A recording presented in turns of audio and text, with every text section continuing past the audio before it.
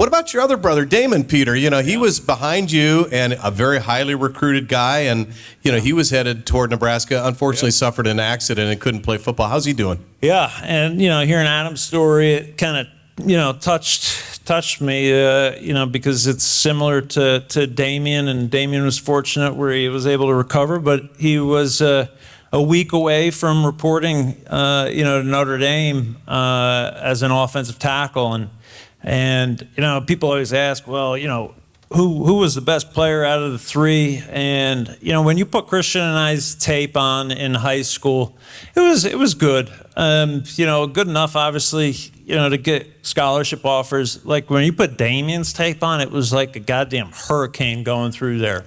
Bodies were just flying everywhere. I think he was not going to be a defensive player. He was 6'7", 300 pounds, and he looked skinny. He was going to be a 6'7", 330, like a Tony Baselli type guy, or a big, tall, big offensive tackle. But so I think it would have been tough for him to come to Nebraska, having two brothers on the defensive side. So it was fine. We were fine with him, and at the time, there was, no better place for offensive linemen to go was Notre Dame. I mean, they were spitting out, first rounders all the time on the offensive line. So we were fine with it. For that style of offense, it was a much better fit for him than what we were running. Yeah, right. It's not like Nebraska didn't want him. It was just a better fit for his family. Yeah. And we would have loved to have him here, but we were fine with that. We understood his decision. But a week before he was supposed to report, he was at a buddy's house, and he dove into a pool off a diving board where the deep end goes to the shallow end, and he, went right in there and broke his neck. And, fortunate that him and his buddies were all lifeguards, so they kind of, once they realized, oh, he's not joking, they were able they pulled, the lounge chair from the pool in and got him that way. And, a lot of people would probably just dragged him out, and, you could do more damage to that. But anyway, it was a scary time, and I remember when we flew home, Christian and I was the phone call that my mom and dad made. I mean, I still remember it to this day. Probably one of the hardest things I ever had to go through, hearing that. And then even harder was walking into the hospital room to see this 17-year-old kid who, 24 hours prior had the world in the palm of his hands, and now, he's in a bed and can't move. And you could imagine, and especially for as rough and tough as Christian, kind of portrays him to be. I mean, the waterworks were he's the most, actually in touch with his emotions, probably more than any of us. He's going to hate you for telling us that. Probably, but it's the truth. He is a very emotional guy. I think that's why guys actually followed him and looked at him as such a great leader, was because he never was shy about sharing his emotions, and I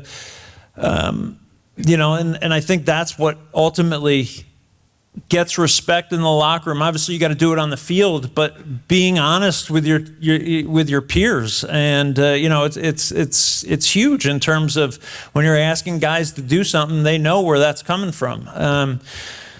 But seeing Damien there, it was tough, and there were some opportunities with signing up for an experimental drug and not knowing though whether you get it or not, but the doctor said, hey, within the first 48 hours is going to be the most important. If he doesn't move by then, there's a good chance that he's not going to move. And so he had no feeling at this point. When we're about 30 hours in, so my parents said, sure, we'll sign up. To this day, we don't know if he got it, but soon after they started pumping that stuff into his IV, a finger started to, I get emotional, just thinking about that.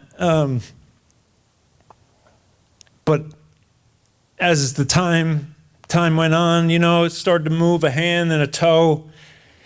And, he's ultimately now, he's able to walk, and, he can do pretty much anything. Can't play football, or was never able to recover from football to do that again. But when he went out to Notre Dame after, 6 months or so, because I flew home, and that was after my redshirt freshman year. And I knew it was going to be a big year for Christian. So I said, Christian, you fly home, and I'll stay here with Damien for the summer. Because, you're 17 years old, and there's a lot of things that you're going to be dependent on people for, and, 17, you're not comfortable with somebody else doing those things. So I stayed home, and I did all that stuff for him. But he ended up making it out to Notre Dame, and he went to practice and wanted to, be part of something, I guess, but was down there during a practice, and Lou Holtz came walking up to him and said, "What the fuck are you doing down here on the field? This is for football players only. Get your ass out of here." This is the same guy that 3 months earlier, and mind you, this is 1993, so the only school that really got national attention for ESPN was Notre Dame. So when Lou Holtz went on ESPN to talk about his recruiting class that year, the way he referred to Damien was, he said, "We think we may have signed the best offensive lineman we've ever signed here at Notre Dame." So that's how much they thought of him when he was healthy and able.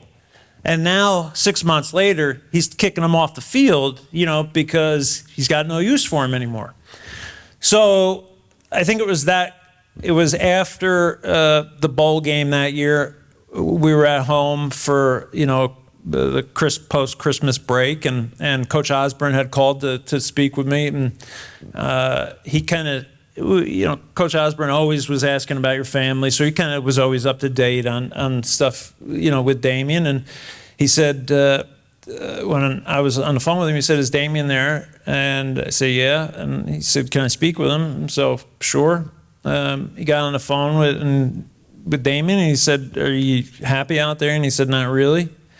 He said, "Why don't you come out with Jason when he comes back to school?" And he says, "We'll send you all the doctors, the best doctors, and we'll see what the deal is with your neck." Even though he knew, he was never going to play again, but he also knew that this 17-year-old kid needs closure on that part of his life. So flies him out, and then they send him, I think, out to Los Angeles or wherever to see these doctors. And sure enough, results come back. He can never play football again. So for the next 2 years, it would have been my junior and senior year, Damien was Charlie McBride's assistant defensive line coach. So he got to be part of it. He's in the family. Yep. That's awesome.